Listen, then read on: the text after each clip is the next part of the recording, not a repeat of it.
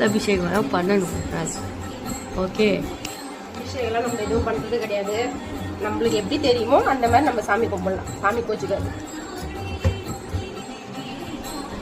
பட்டை அடிச்சாச்சு, விபூதி வச்சு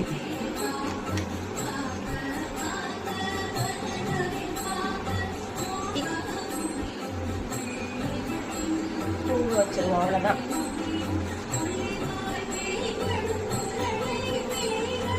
முருகருக்கு எந்த சாமிக்குமே நம்மளுக்கு எப்படி தெரியுமோ அப்படி சாமி கும்பிட்டா போதும். சாமி ஒன்றும் கோச்சிக்காது. அப்போ எதுக்கு முருகருக்கு இல்லை? அப்போ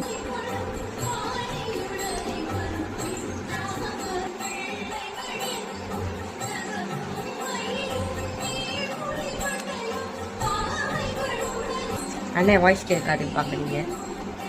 ஸ்டெடியோ நம்ம